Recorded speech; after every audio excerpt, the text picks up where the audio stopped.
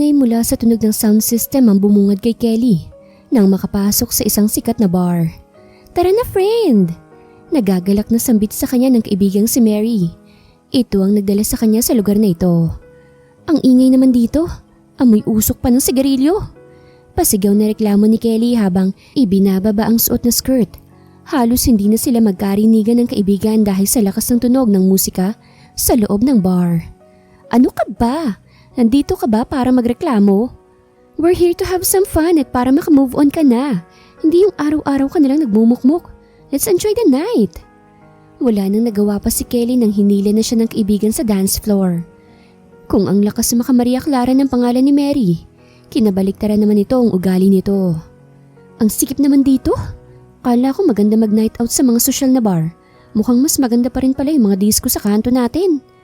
Ano ka ba naman? Nagre-reklamo ka na naman dyan eh. Kaya nga tayo nandito para makahanap agad ng gwapo't mayamang pamalik mo dun sa Kent na yun." Kelly immediately stiffened when she heard that name once again. Ang rason kung bakit siya napilit ni Mary na pumunta sa lugar na ito ngayon. Parang may kung anong bagay na naman sa puso niya ang tila parang tumutusok dahil nakaramdam kagad siya ng kirot sa dibdib sa tuwing naaalala ang ex-boyfriend na si Kent. "Ay, sorry friend, ikaw kasing kulit mo eh. Nabanggit ko tuloy yung pangalan ng walang hiyang yun. Pwede bang mag-enjoy na lang muna tayo? Mamaya na yung mga reklamo mo sa buhay, please?" Pagmamakaawa ni Mary at nag-beautiful eyes pa. Tanging pagdago na lang isinagot ni Kelly sa kaibigan. Tama nga naman ito. Dapat ay enjoy na lang nila ang gabing ito nang walang kahit anong negative na iniisip. Mas makakatulong pa ito upang mas mabilis ang pag-move on niya. Parang isang driving force na umepekto bigla sa sistema ni Kelly ang mga sinabi ni Mary. Kaagad siyang nag-umpisang sumayaw-sayaw sa dance floor. Bahagyang ginigiya ang bawat ritmo ng pagsayaw ng mga taong naroroon. "Woo!" Sigaw ni Mary na para bang chini-cheer siya. Parang bigla tuloy lumakas ang loob niyang sumayaw. Maya-maya lamang ay may mga kamay na naramdaman si Kelly sa bandang magkabilang tagiliran niya. Nasa likurang bahagi ito at sinasamahan siyang sumayaw. Noong una ay ayos lamang ito sa kanya. Nasanay kasi siyang may mga lalaking umaaligid at gusto siyang isayaw tuwing may disco sa lugar nila. Kaya wala itong naging problema para sa kanya. Natigil lang siya nung maramdamang bumaba sa puweta niya ang kamay ng lalaki. Nagsimula na siyang umurong palayo doon. "More! More!" Sigaw na tukso ni Mary sa kanya nang malingunan siya nito. Marami na itong lalaking kasayaw. Seconds passed at naramdaman ulit ni Kelly ang paris na mga kamay sa puweta niya. Medyo naiinis na siya kaya naman naglakas loob na siyang lingunin ito. "Ano ba? Oh, chill. Chill? Binabastos mo na ako tapos gusto mo chill? Bakit? Ano bang pinunta mo rito? Prayer meeting? Tsaka sinong hindi babastos sa suot mong yan? Halos makita ng kaluluwa. Sus, pakunwari ka pa eh. Magtatapang-tapangan para mas mapansin. Pero kapag walang tao, kulang na lang sambahin ako. Alam ko na yung mga ganyang galawan nyo. Hindi mo na kailangan magpanggap para lang makuha ang atensyon ko. Ano? Punta na ba tayo sa place ko?" Manyak na sabi ng lalaki. Isang malakas na sampal ang ibinigay ni Kelly sa lalaki. "Kapal naman ang mukha mo. Hoy, para sabihin ko sa'yo, hindi lahat ng babae papato sa'yo. Mahiya ka naman." Mabuti na lang at maraming tao sa dance floor at may kanya-kanyang mundo. Dahil sa lakas ng tugtog kaya walang masyadong nakakapansin sa banda nila Kelly. Maging ang kaibigang si Mary ay abala rin sa mga lalaking kasayaw nito. Agad na umalis na lang ng dance floor si Kelly at baka mapaaway pa siya. Mabuti na lang rin at hindi na nag-react pa yung lalaki. Napagdesisyon niyang umupo na lang muna sa may counter table ng bar at nag-order ng beer. Talagang nawala siya sa mood sumayaw ng dahil sa manyak na yon. That was epic.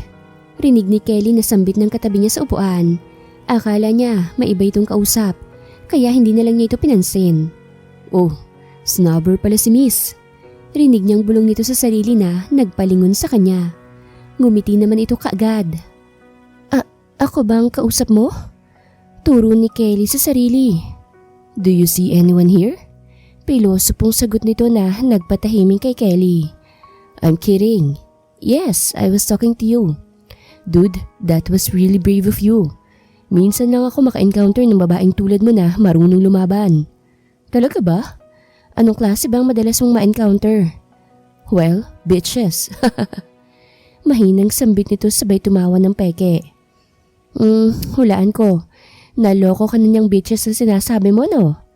Hindi ito sumagot at agad na lang natumungga sa hawak nitong bote ng beer. Bingo! So, anong kwento mo? Ano bang nangyari?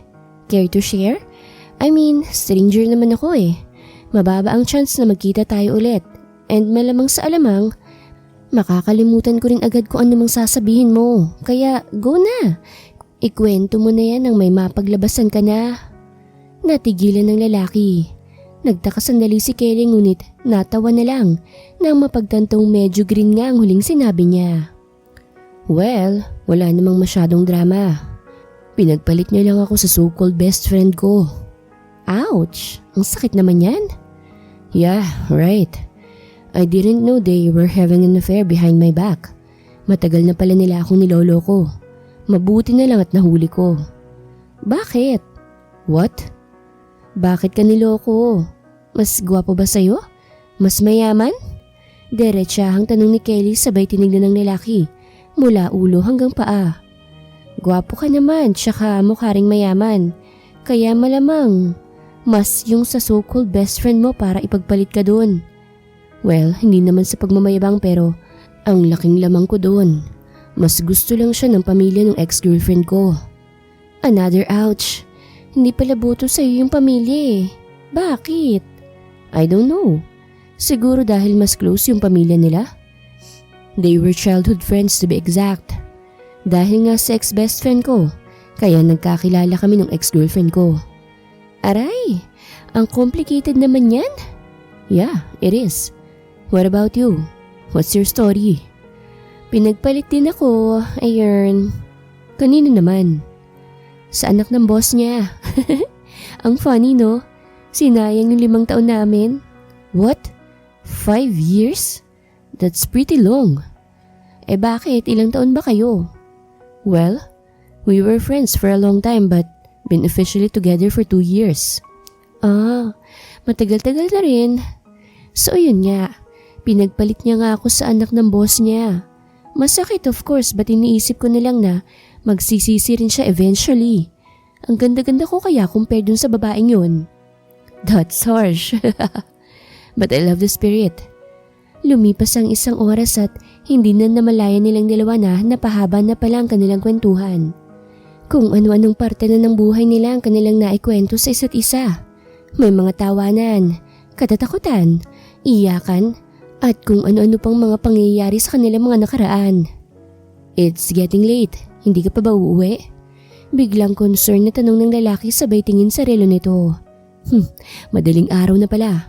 Wait, asan na ba yung kaibigan mo? Pwede ko kayong ihatid na lang pa uwi. Wait, paano mo nalaman na may kasama ako? Ikaw ha? Are you stalking me? You're really funny. Unang kita ko pa lang kasi sa'yo kanina. You already caught my attention. Alam kong magkakasundo agad tayo. I decided na subaybayan ka. Wow ha, hindi ako na-inform na may CCTV na pala na exclusive lang para sa akin. But anyways, kanina mo pa pala ako nakita. Eh ba't hindi mo ako tinulungan dun sa manyak? Grabe naman ha, akala ko pa naman gentleman ka. Biglang sabi ni Kelly at nagkunwaring disappointed. Well, I was about to meddle. But then, I saw how brave you are to handle that kind of situation. Kaya hindi na ako nakisali. Pinanood na lang kita. But don't get me wrong, dahil hindi naman ako magdadalawang isip na iligtas ka kapag pinatulan ka noon. Pagtatanggol nito sa sarili. Uy shush, magdadahilan pa'y huling-huli na. Pagtataray ni Kelly at umirap na, ikinatawa na lang nilang dalawa. Tumunog bigla ang cellphone ni Kelly. Kelly my friend, wala na ako dyan sa bar ha, nauna na ako eh. Eto kasing bagong nakilala ko nag-ayang lumabas. Wala na akong nagawa. But wag ka magalit kasi hahatakan na sana kita kanina para sumabay ka na lang sa amin. Kaso nakita kong may kasama kang Fafi, kaya dyan ka na lang magpahatid. For sure may kotse naman yan. Baka yan ay forever mo. Go girl, ilaban mo ng bandera natin. Basa ni Kelly sa text message na natanggap galing kay Mary. Kahit kailan talaga, loka-loka talaga ito. Oh, anong nangyari sa'yo? Are you okay? Is there something wrong? Wala, okay lang ako. Liar, sabihin mo na. Ay, yung kaibigan ko kasing kasama ko, nauna na palang umalis. Iniwan ako porket may kasama raw ako. As expected, ihahatid na lang kita. Ay naku, wag na, nakakahiya. Wow ha, sa dami mong naikwento tungkol sa buhay mo, ngayon ka pa nahihiya? Please consider me as your friend already. At saka madaling araw na. Delikado nang umuwi mag-isa lalo pat babae ka. Oo naman, gentleman ka na ngayon ha. O sige na nga, sabi mo alangan namang magpabebe pa ako. Libreng sakay na yun oh. Matapos magtawanan ay napagpasyahan nilang dalawa na umuwi na dahil super late na rin. Habang palabas ng bar ay may biglang naalala si Kelly. Teka, hindi mo pa nasasabi sa akin ang pangalan mo Kanina pa tayong nag-uusap pero hindi ka man lang nagpapakilala. Oh, magtatampo ka na naman. Hindi ka nga rin nagpapakilala sa akin I'm Kelly, Kelly Martinez. Andre. Tipid na sagot nito. Andre. Pagtatanong ni Kelly habang hinihintay ang kasunod. Tipid lang kasi ang naging sagot nito. Gusto niyang malaman ang buong pangalan nito. Just Andre. No need to know my full name. Ito naman siguro ang first and last na pagkikita na natin. It was nice meeting you by the way. I enjoyed a lot. Sabi nito pagkatapos ay matamis na ngumiti. Ito ang unang beses na ngumiti ito ng ganong klase. Sa buong oras kasi na magkasama sila, puro sarkastikong tawa lamang ang ginagawa nito. Damot mo naman? O sige na, sa'yo ng apelido mo. Pagbibiro ni Kelly na, ikinatawa na lang ni Andre. Just wait here na lang muna, kukunin ko lang yung kotse ko. Pagpapaalam nito. Minutes pass and while waiting for Andre, may ibang nakakuha ng atensyon ni Kelly. It was the guy earlier, yung manyak na nambastos kay Kelly. May kasama pa itong dalawang lalaki na mukhang manyak din. Look who's here, sabi ng lalaking nambastos kay Kelly kanina. Napairap na lang si Kelly. Ay, asan na ba yung Andre na yun? Mukhang mapapatrouble ako ngayon Bulong niya sa sarili. Lumapit ang tatlong lalaki sa kanya at agad siyang inakbayan ng manya kanina.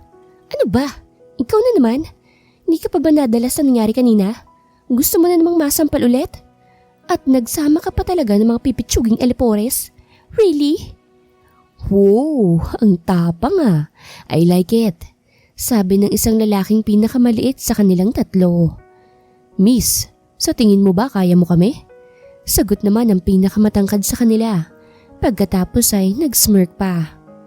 Hindi, malamang babae ako samantalang lalaki kayo at tatlo pa. Tanga ka ba para itanong yan? Aba, sira ulo to Mukhang napikon ni Kelly yung matangkad na lalaki dahil muntik na siya nitong sunggaban kung hindi lang napigilan ng manyak. Chill pare, alam mo miss, kung ayaw mo ng gulo, sumama ka na lang sa amin. Let's have some fun. Huwag ka nang pakipot. Alam ko namang gusto mo rin Nakakadiring sabi nito at nagtawanan pa sila. Umalis na kayo kung ayaw nyo ng gulo. Biglang sambit ng isang baritonong boses. Paglingon nila ay si Andre pala ito. Wow, may knight and shining armor ka pala Maganda to. Matagal-tagal na rin akong hindi nakikipagbugbugan. Pre, kung ayaw mong masira yung mukha mo, umalis ka na lang at huwag ka nang makialam. Sunod-sunod na sabi ng tatlo. Kung ayaw nyo ring mas masira pa yung sira nyong mukha, kayong umalis. Matapang na sagot ni Andre. Tila ba hindi mababakasan ng takot sa boses nito kahit tatlo pa ang kaharap. Abang yabang nito Angal ng isang kupal at biglang sinugod si Andre. Ganon rin ang ginawa ng dalawa pa nitong kasama. Bahagyang nakahiga ang tatlo sa semento ng parking lot ng bar. Bugbog na ang kanilang mga katawan mula sa mga suntok at sipang pinaranas ni Andre sa kanila. Halos hindi na rin sila makagalaw sa dami ng galos sa katawan at mukha, pati na rin sa sobrang sakit ng katawan. Tigil-tigilan nyo ng pambabusos sa ginagawa nyo kung ayaw nyong maulit pa to. Mahinang sambit ni Andre sa tatlo. Pagkatapos ay nagtungo na kay Kelly. What the hell? Ang galing mo naman. Boxer ka? Di mo naman sinabing ang galing mo palang makipagbasag ulo? Bungad na sabi ni Kelly. Amaze na amaze ang saksihan. Hindi naman siya sinagot ni Andre at naglakad lang ito dire-diretso papasok sa kotse nito. Get in! Wow! Hindi pa rin talaga ako makapaniwala sa nasaksihan ko ngayon. Manghang-mangha pa rin nasambit ni Kelly habang pumapasok sa loob ng sasakyan. Grabe, nakakabilib ka na masyado, Andre ah. Buong biyahe ay talak ng talak si Kelly patungkol sa kung gaano siya kabilib na bilib sa ipinakitang fighting moves ni Andre kanina. Manghang-mangha siya sa ginawang pagliligtas nito sa kanya sa kapahamakan. Is this your place? Sa haba ng kanilang biyahe ay ito lang ang tanging binanggit ni Andre. Napansin naman agad ni Kelly na nakarating na pala sila sa labas ng apartment nila. Oo, salamat ah. Pati dun sa ginawa mo kanina, maraming salamat. Seryosong sambit ng dalaga. Goodbye, Andre. Huling sinabi ni Kelly at lalabas na sana ng sasakyan ngunit natigilan siya nang mapansin ang naging reaksyon ni Andre. Okay ka lang? Sa halip na tumuloy sa pag-alis ay pumasok ulit siya ng sasakyan at tinignan ang kondisyon ng binata. Hoy Andre, ayos ka lang ba? Ngayon ay nagpapanik na si Kelly dahil hindi sumasagot si Andre. Nakasandal lamang ang ulo nito sa manibela habang nakapikit. Hoy, pinaprank mo ba ako? Wala namang ganyanan oh. Halos naiiyak na sambit ni Kelly. Tinatapik-tapik na niya ang mukha ni Andre ngunit wala man lang itong reaksyon. Nang makalipas ang ilang minuto at wala pa rin natatanggap na tugon si Kelly mula sa binata, ay napagpasyahan na niyang ipasok na lang ito sa apartment niya. Mary, patulong naman ako rito. Hinatid kasi ako dito sa bahay nung kausap ko kanina sa bar. Kaso nung pababa na ako ng sasakyan, mukhang hindi na yata kinayang antok. Hindi ko alam kung anong gagawin eh. Humihinga pa naman siya. Ipasok na lang kaya natin sa loob, baka antok na antok lang talaga siya at kailangan magpahinga. Naiiyak na paliwanag niya sa kaibigan sa telepono. Ay naku Kelly my friend, ano kasi? Wala ako sa bahay. Hindi ako makakauwi ngayon. May importante lang kasi akong pinuntahan. Sorry. Madamdaming sagot ng kaibigan. Babe, come on. Rinig ni Kelly sa kabilang linya. O sige na, bye na. Kaya mo na yan, friend. Kayo na munang bahala dyan sa bahay, ha? Kahit ano pang gawin niyo dyan. At talagang nakuha pa nitong mang-asar. Bago pa man siya makapagtanong kung sino yung nasa kabilang linya na kasama nito, ay binabaan na siya nito ng telepono. Aray, ang bigat-bigat mo naman. Pagrereklamo ni Kelly habang pasan-pasan sa kanyang likuran, ang walang malay na si Andre. Katatapos lang niya itong mailabas sa sasakyan nito na inabot yata ng halos 1 oras at ngayon ay binibigyan naman siya ng panibagong pagsubok kung papaano ito papasok sa loob ng apartment niya nang hindi sila nadadapa. Kung hindi mo lang ako niligtas kanina dun sa mga manyakis na yun, hahayaan talaga kitang matulog mag-isa sa kotse mo. Ay, nagkautang na loob patuloy ako sa'yo. Pagtataray na sambit ni Kelly kay Andre nang mailapag niya ito sa kama. Hingal na hingal siya ngayon. Daig pang nag-workout ng 3 oras sa hingal at pawis na tinatamasa niya ngayon. At dahil mabait si Kelly, ay napagdesisyonan niyang kumuha ng room temperature water upang ipunas sa tulog na si Andre. Habang pinupunasan ang mukha ng binata, ay naramdaman niyang gumalaw ito. Maya-maya lamang ay bigla na lamang itong nagsalita. Noong una ay halos hindi pa marinig ng dalagang sinasabi nito ngunit kalaunan ay naging malinaw ito sa pandinig ni Kelly. Ami, ungol nito. Ami? Yan bang pangalan ng ex mo? Tanong ni Kelly kahit alam niyang hindi siya sasagutin ito. Ami. Nagpatuloy na lang sa ginagawa si Kelly at ipinagsasawalang bahala ang pangalang naririnig.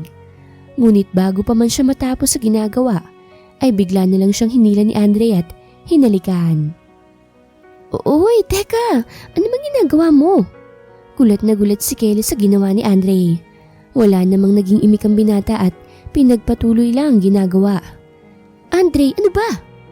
Ngayon ay malakas na talagang nanlalaban si Kelly ngunit tila parang wala lang naririnig si Andre.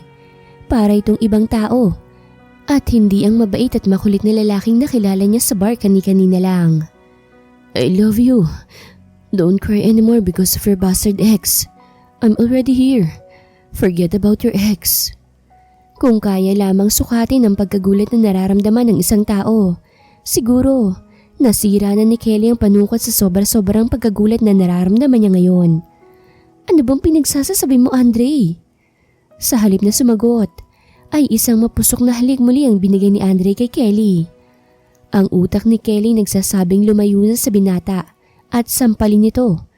Ngunit ang hindi maipaliwanag ni Kelly ay bakit sa loob-loob niya ay para bang may paulit-ulit na bumubulong sa kanya na suklian ang kung anumang ginagawa ni Andre ngayon sa kanya.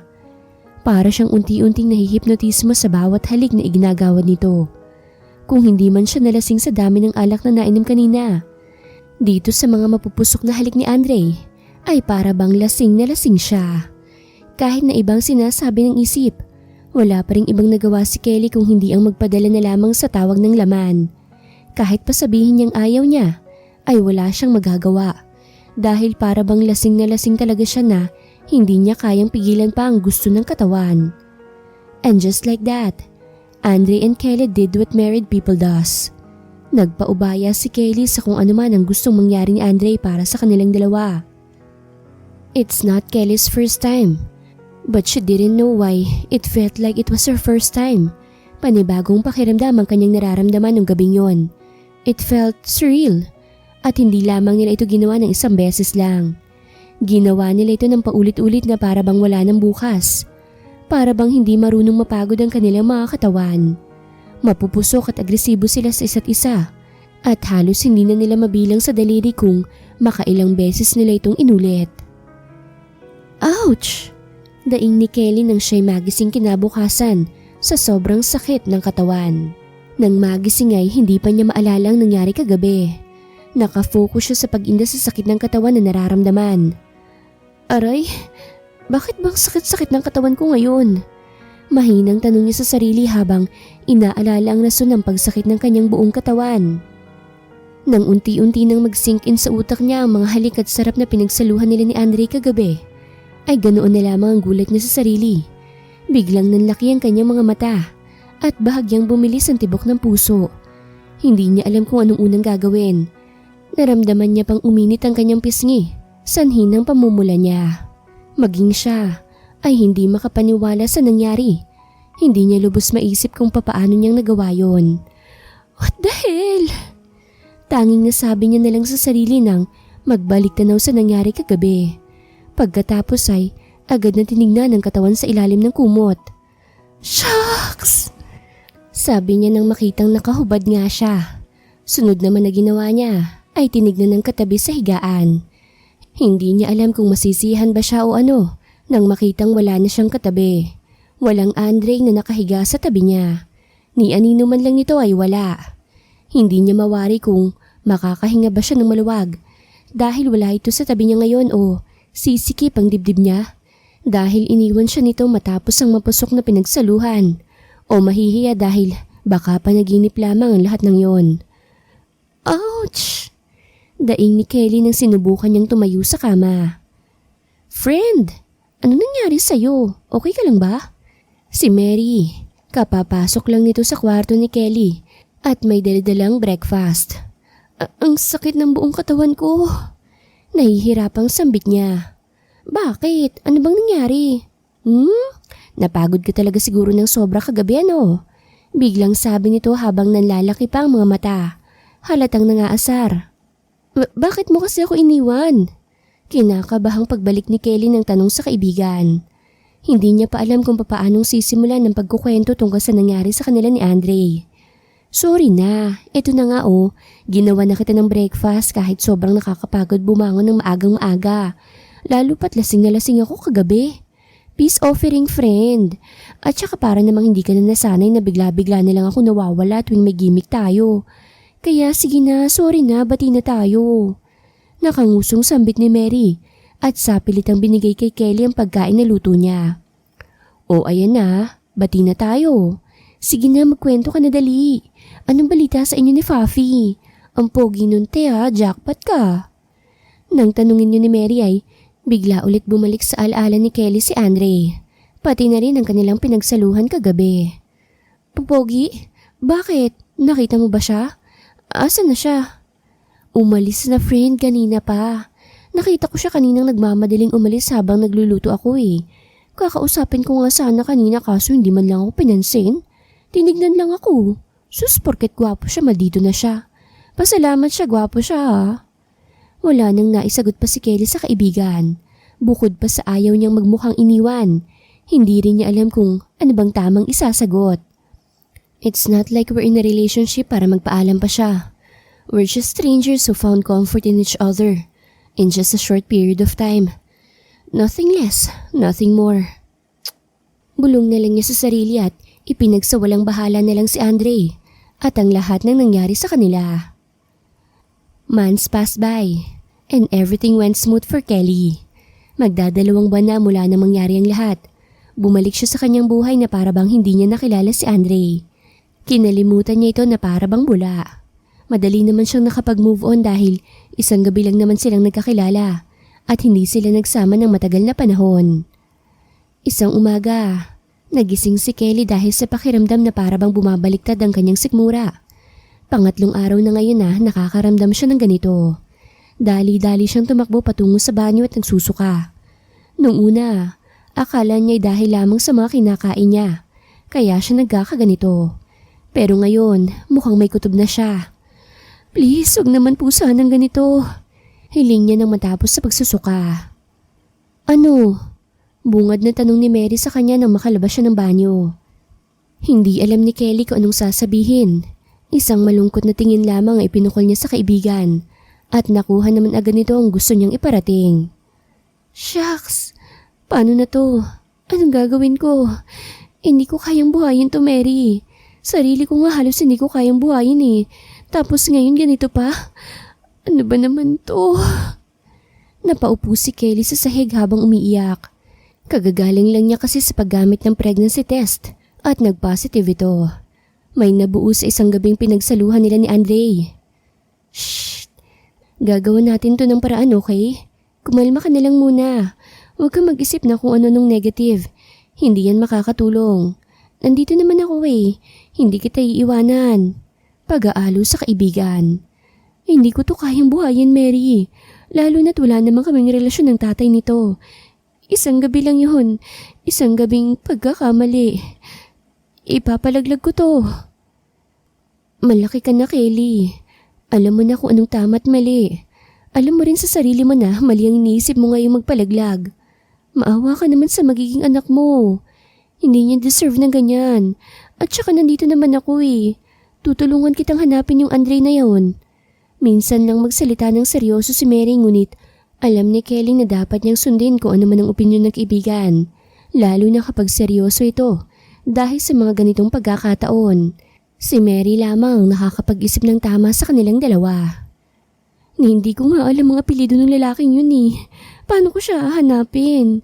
Tsaka paano kung kinalimutan niya na pala ako?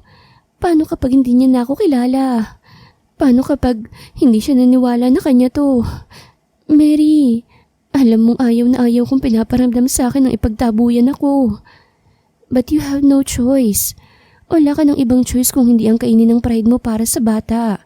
At saka may konsensya naman siguro yung lalaking yun. Kahit pa marami siyang what ifs, I'm pretty sure tatanggapin niya naman siguro kayo. After all, alam naman niya sa sarili niyang talagang may nangyari sa inyo.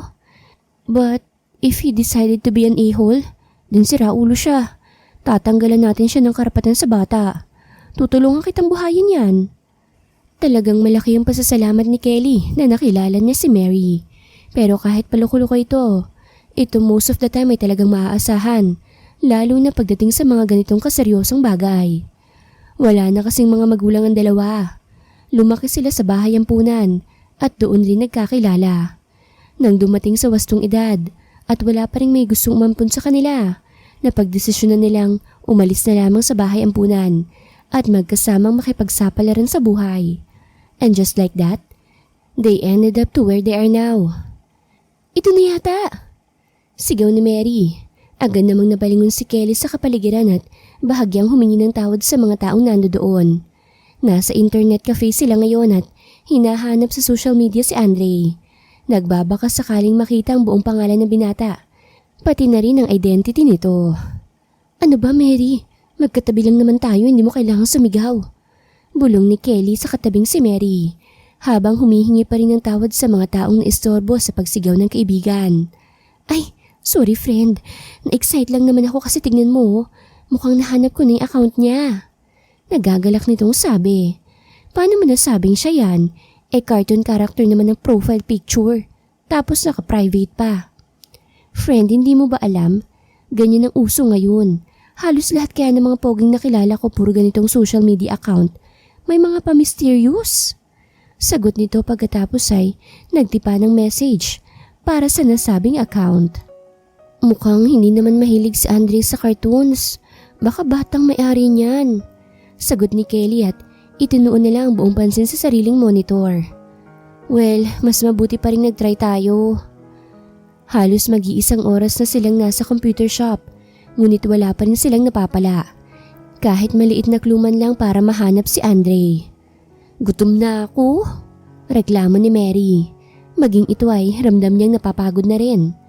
Kain na muna tayo. Paubos na rin naman yung oras eh. Mamaya na lang ulit natin ituloy. Dagdag na komento ni Mary. Tinutukoy ang computer na nirentahan nila. I-exit na sana ni Kelly ang tab nang bigla siyang matigilan. Wait. Sa pinakailalim kasi ng ini-scroll niya ay may profile picture siyang nakita na parang pamilyar. Andre Bautista? Pagbasa ni Mary sa pangalan. Picture ito ng isang lalaki na nakatalikod mula sa kamera.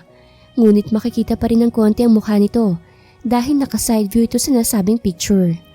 Ang background nito ay nagagandahang city lights. Shucks! Siya yun hindi ba? Hindi ko na masyadong matandaan ang mukha niya pero for sure na siya yan. Kinakabahang sambit ni Mary at inagawang mouse ng computer kay Kelly at siya na nag-stalk dito. Si Kelly naman ay nakatulala lang. Mababakas ang pagkagulat at kaba sa mukha nito. Hindi na masyadong active ang nasabing social media account. Ang last post nito ay last year pa. Kaya siguro huli na itong lumabas ng isearch ng dalawa kanina.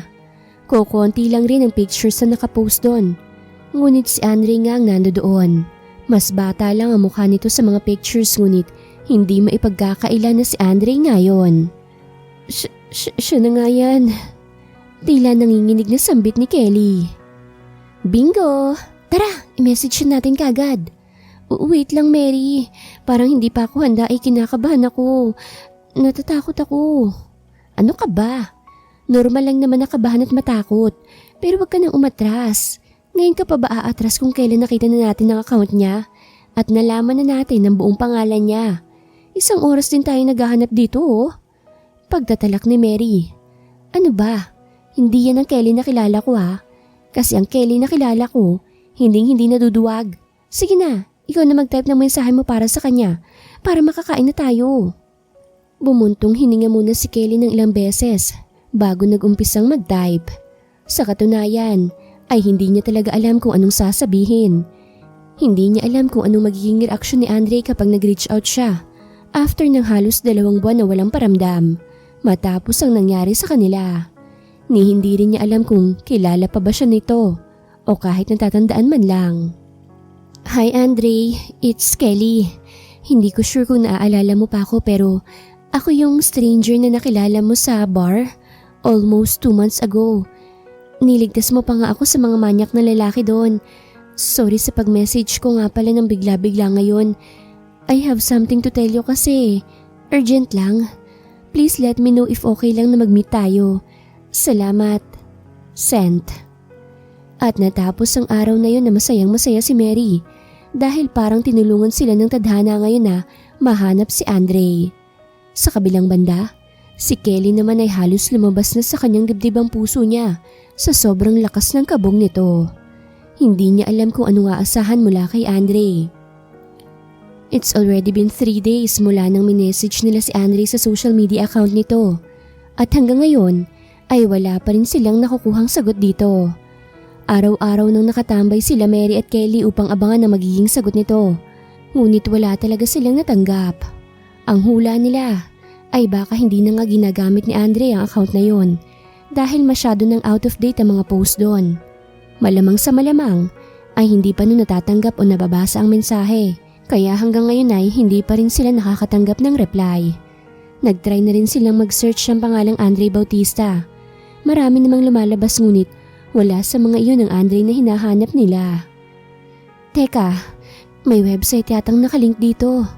Sabi ni Kelly nang may mapansin sa profile ni Andre. Naghahanap sila ngayon ng panibagong clue kung papaano nilang makokontak ang lalaki. Hindi kasi pwedeng maghintay lang sila na maghintay sa reply nito at baka mamuti lang ang mga mata nila ay wala pa rin silang napapala. Patingin? Shucks, o nga no. Bakit hindi natin ito napansin noon? Reklamo ni Mary at nag-umpisang i-explore ang website. AB Holdings? Sabay na banggit ng dalawa sa logo na nasa pinakaunahan ng website. Baka dito siya nagtatrabaho. Ayun no, may company address. Pwede natin itong puntahan bukas na bukas din. Kailangan muna nating mamili ngayon ng mga formal na damit kasi mukhang mga professional talaga mga nagtatrabaho dito. Suggestion ni Mary. Nakakahiya naman kung pumunta tayo dito ng ganitong itsura. Dugtong nito tsaka tinignan ng sarili. Mula sa labas ay manghang-manghang nakatingala sila Kelly at Mary sa isang malaking building sa harap nila. Nandito sila ngayon sa address na nakalagay sa website at itong malaking gusali nga bumungad sa kanila.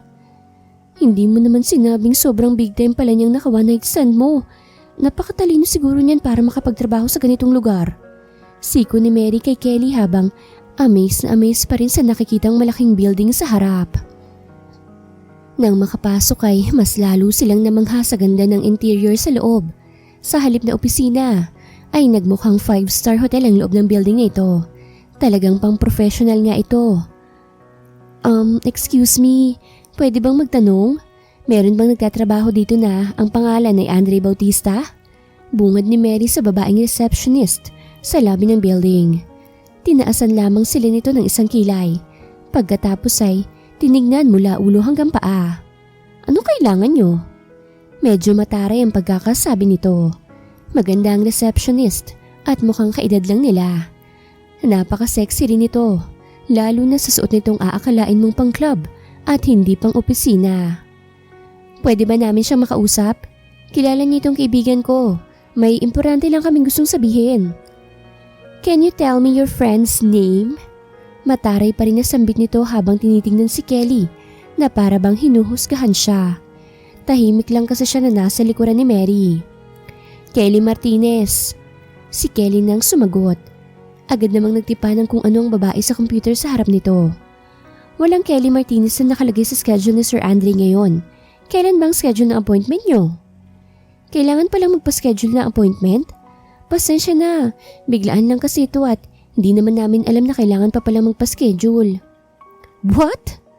Gulat na sambit nito sa narinig. Who do you think you are para bigla-bigla nilang susugo dito without even scheduling an appointment? Alam mo bang kahit kaming mga matatagal na empleyado na rito, pahirapan bang makita or ma-encounter siya sa isang linggo? At saka imposible naman na may business matter si sir sa mga katulad nyo. Sabi nito at nanguhusgang tinignan ulit sila, mula ulo hanggang paa. Ikaw, alam mo kanina ka pa eh. Nanggigigil na ako sa'yo. Mabait kami nakikipag-usap sa'yo tapos ganyan kang sumagot. Ano bang klaseng customer service bang meron kayo rito? Naiinis na sambit ni Mary. Medyo nawawala na siya ng pasensya sa receptionist na ito. Well, you're not a customer. Nandito lang kayo para makipagkita sa boss namin. As if namang papayag yun na makipagkita sa inyo. Hindi nga basta-bastang lumalabas yun ng opisina niya. Boss? Pagbanggit ni Kelly. Yes, boss. Sino ba sa tingin mong may-ari nitong AB Holdings? Duh, from the name itself, AB, Andre Bautista. Sagot nito na nagpawindang sa mundo nila Kelly at Mary. Alam nyo, ginugulo nyo lang yung trabaho ko. Pwede bang umalis na kayo? Kung ano man ang pakay nyo kay sir, tigilan nyo na dahil wala rin kayo mapapala. Pagtataboy sa kanila ng receptionist. Kung nasa tamang pag-iisip lang siya ngayon ay malamang pinatulan na ito ni Mary. Ngunit hindi. Nakatulala lang si Mary at Kelly ngayon. Hindi pa nila lubusan na iproseso sa kanilang mga isipan ang narinig na sinabi ng babaeng receptionist.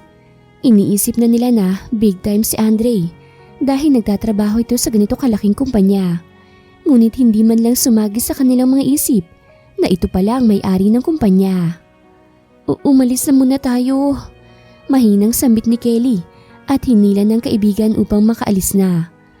Ngunit ilang hakbang pa lamang na nagagawa ay may nabangga na silang isang babaeng matanda na sa ayos nito ay iisipin mo talagang napaka-professional nito. Nahulog ang mga files na dala nito. Pasensya na po. Sorry po talaga. Paulit-ulit na paghingi ng tawad na sambit ng dalawa. Nagpapanik na tinulungan nila ang matanda sa pagpulot ng mga nahulog nito. Oh my goodness! Hindi ba talaga pwedeng umalis na lang kayo rito nang walang ginagawang gulo? Lumapit ang receptionist sa kanila. Let me help you, ma'am. Tugon nito sa matanda. Biglang bumait ang tono nito. Kaya naman mas lalo silang kinabahan sa magiging reaksyon ng matandang nabangga. Mukhang isa ito sa mga may matataas na posisyon dahil mukhang respetado ito rito. I'm fine. No need to worry. Thank you for helping me, young ladies. But what's the problem, Danica? Bakit mo sila pinapaalis? Tanong nito sa receptionist na mukhang Danica pala ang pangalan. Kasi ma'am, pumunta sila rito at hinahanap si Sir Andre. Pero wala naman silang appointment. Kaya pinaalis ko na lang po kasi naman po mapapagalitan ako ni Sir. I see. Ano bang sadya ninyo kay Sir Andre? I'm the secretary of his father, by the way. At ngayon na magre-retire na ito ay kay Sir Andre na ako magtatrabaho. Kaya it's okay to tell me. Pwedeng ako na magsabi sa kanya ng sadya ninyo. Nagkatinginan si Mary at Kelly. Hindi nila alam kung ano bang mas tamang gawin o sabihin. Hindi naman pwedeng ipangalandakan nila na naka one night stand ng Sir Andre nila si Kelly. At ngayon ay nabuntis na ito. Ano po kasi kaibigan po ako ni Andre. Nag-meet po kami sa isang bar almost 2 months ago. Doon po kami nagkakilala at naging magkaibigan. Wala na po kaming communication but may biglang emergency po kasi na nangyari and medyo kailangan po ng tulong niya. Kaya po ako nandito ngayon. Gusto ko po sana siyang makausap. Medyo putol-putol na sagot ni Kelly dahil sa kahihiyan. Nakita niyang napaismid si Danica sa kanyang sinabi. Hula niya ay iniisip na nitong huhututan niya si Andre. Well, medyo tama rin naman ito. Dahil nandito nga siya upang humingi ng tulong na buhayin ang anak nilang dalawa. Wait, pwede mo bang sabihin sa akin ang pangalan mo? Kelly po. Kelly Martinez. Nang marinig ang pangalan niya ay agad na inilabas ng matanda ang telepono nito at nagtipa dito ng kung ano. Pagkatapos ay inilagay sa tenga nito ang cellphone. She's here. Biglang sambit nito sa kausap sa telepono. Okay, noted. Sabi ulit nito. Makailang saglit lamang nakalipas pagkatapos ay ibinaba na niya ang telepono. You can come with me. Sambit niya kay Kelly. Habang nasa elevator ay labis-labis ang kabang nararamdaman ni Kelly. Hula niya ay si Andre nga ang tinawagan ng matanda kanina. At ngayong nasa elevator na sila paakyat sa top floor, feeling niya, kikitain na niya si Andre. Isang tahimik na floor ang bumungad sa kanya. 2 office lamang ang nando doon, kahit na sobrang laki ng palapag. Secretary's office, CEO. Mahinang basa ni Kelly sa nakalagay sa sari-sariling pintuan ng 2 kwarto. Luckily he's free right now. Pwede ka nang pumasok. Nakangiting sabi ng matandang sekretarya. Hindi alam ni Kelly kung anong unang gagawin o sasabihin pagpasok sa pintuang yon. Hindi niya alam kung papaanong haharapin ulit si Andre. What's up? Long time no see, Kelly. Paunang bati ni Andre pagpasok ni Kelly. Ang kanyang atensyon ay nakatuon lamang sa mga papeles sa lamesa at pinipirmahan ang mga ito. Please take a seat. Ilang sandaling katahimikan munang namutawi sa kanila. Makalipas ang ilang sandali, ay natapos na rin ni Andre sa kanyang ginagawa at hinarap na si Kelly. So, what brought you here? I'm surprised you found me when I didn't tell you my full name. Amazing! Tinulungan kasi ako ng kaibigan ko. I see. So, what brought you here? Buntis ako. Ang buong akala ni Kelly ay sobrang magugulat si Andre kapag narinig ang mga katagang iyon. Ngunit hindi. Hindi man lang nagbagong ekspresyon nito. Maya-maya ay biglang sarkastikong tumawa si Andre. Akala ko naman iba ka sa kanila. Do you know how many women ang sumusugo dito lagi? Saying na nabuntis ko sila? At nangyari lahat yon tuwing nalalaman nila ang estado ng buhay ko. For what? For money, of course. I really thought iba ka. Okay, so tell me, how much do you need para tumigil ka na sa pagsasabing nabuntis kita? Money isn't an issue to me, you know. Kaya tell me. Nagulat si Kelly sa inakto ng lalaki. Inaasahan na niyang baka pagdudahan siya ni Andre o kaya baka naman nakalimutan. Ngunit hindi niya inaasahan ganito pala ito. Mata pobre. Ibang-iba sa Andre na nakilala niya doon sa bar. What? Confused? Oh please, huwag ka nang magmaang-maangan. I tried being friendly with you. Pero binigo mo ko ngayon dahil isa ka rin pala sa mga babaeng nagpapakaibang. Makahuthut lang ng pera sa akin. Kaya you deserve to meet the real me. This is the real Andre, not the funny and sweet guy you met months ago. Malditong sabi nito. Ngayon ay malinaw na kay Kelly ang totoong ugali nito. Isa rin pala ito doon sa mga mayayamang kumakaasta. Akala mo parang binili na nila ang pagkatao mo. Wala akong maalala na may nangyari sa atin. Nagulat na lang ako nang magising na katabi kita at nakahubad pa tayong dalawa. Akala ko nung una, gusto mo lang talaga ako kaya I let it pass. But now, aminin mo na. Pinlana mo at pinilit mong may mangyari sa atin para makapagpanggap ka rin na nabuntis kita at makahingi ng kwarta. You're one of those girls. Kahit nanlalabo ang mga mata dahil sa mga namumuong luha, ay hindi nagdalawang isip si Kelly na sumugod kay Andre upang sampalin ito. Oo, mahirap lang ako. Pero kahit kailan hindi ko inisip na magpanggap na buntis para lang pagkapirahan ka. Sa katunayan ayoko nga to eh.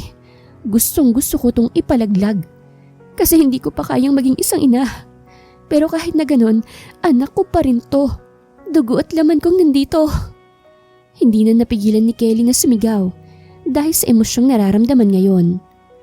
Lumapit lang naman ako sa'yo para ipaalam na may responsibilidad kang naiwan sa akin.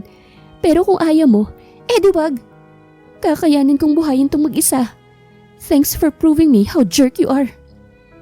Aalis na sana si Kelly ngunit natigilan siya nang may maalala. Agad niyang sinampal ulit si Andre sa kabilang pisngi nito. Para yan sa mga masasakit na sinabi mo sa akin na puro naman kamalian. Para ipaalala ko sa'yo, ikaw ang namilit sa akin ng gabing yun. Kasalanan ko't nagpadala pa ako sa siraulong katulad mo. Kahit puro ami ng ami. Sigaw ulit ni Kelly. Bago tumalikod ay nakitaan niya ng pagkagulat sa mukha si Andre. Agad naman siyang hinila ng lalaki pabalik sa pwesto nito kanina. Anong sabi mo? Wala na akong dapat sabihin pa sa'yo. Aalis na ako. Salamat sa pagpapaalala sa akin na hindi dapat ako pumunta rito at humingi ng tulong sa walang kwentang kagaya mo. Ulitin mong sinabi mo. Ikinagulat ni Kelly ang biglang pagsigaw ni Andre. Anong Ami? That's my ex's name. Ang naalala ko nung gabing yun ay si Ami ang kasama ko sa kwarto. Hindi alam ni Kelly kung anong dapat niyang maramdaman sa narinig. Hindi siya pwedeng masaktan sa isiping pinagkamalan siyang ex nito, kaya may nangyari sa kanila. Ngunit parang may naramdaman siyang kirot sa puso niya. Hindi para sa kanya kung hindi para sa anak niya. Goodness, I'm sorry. Naguluhan si Kelly nang biglang nagbago ang pakikitungo ni Andre sa kanya. Para bang may bigla itong naalala. When me and Amy broke up, ang pag-inom lang ang tanging naging sandalan ko. Hanggang sa umabot na na-abuse ko ng alkohol. And that's when I started having hallucinations every time I'm drunk. At lahat ng nangyayari tuwing lasing ako, nakakalimutan ko na. Yung hallucinations ko lang naaalala ko. Maybe that's why si Amy ang naalala ko nung gabing yun. At hindi ikaw. I'm sorry. Lumabas si Kelly sa AB Holdings building nang medyo naguguluhan pa. Mixed emotions ang kanyang nararamdaman. Kung kani-kanina lamang ay grabe ang pagtatalo nila ni Andre. Ngayon ay ihahatid na siya ng isa sa mga driver nito pa uwi upang kunin ang mga gamit niya. Ano ba kasing nangyari? Bakit medyo namumugto ang mga mata mo, friend?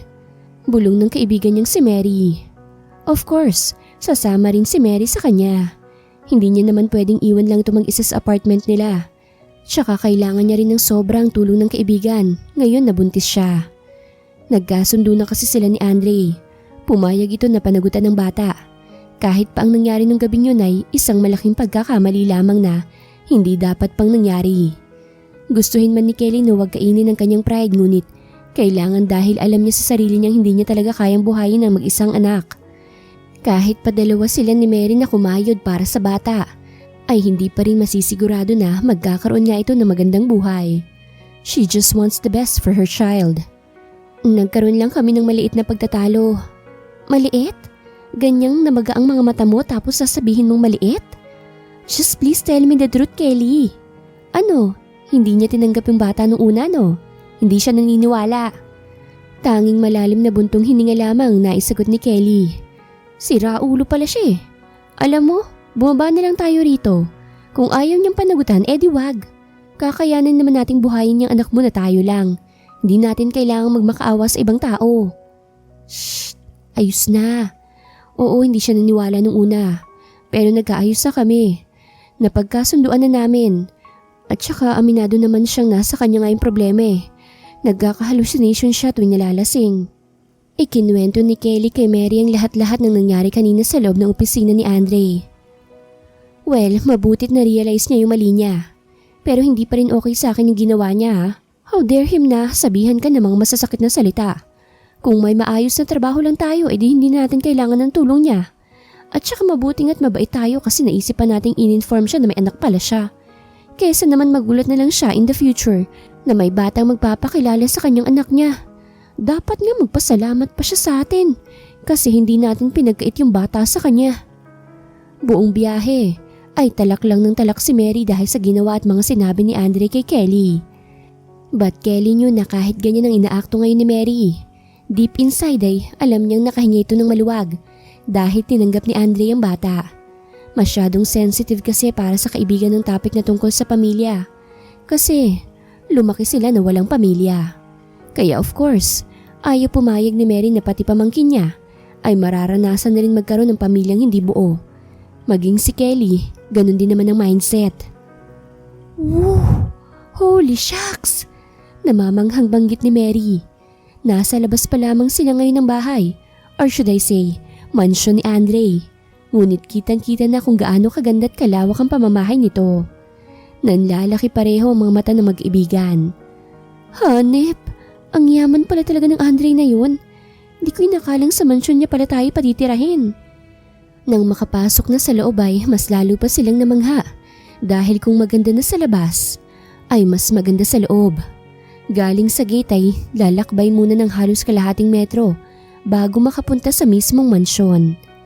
Sa gilid naman ng mansyon ay makikita ang garden na sobrang linis at napupuno ng naggagandahang mga bulaklak at puno.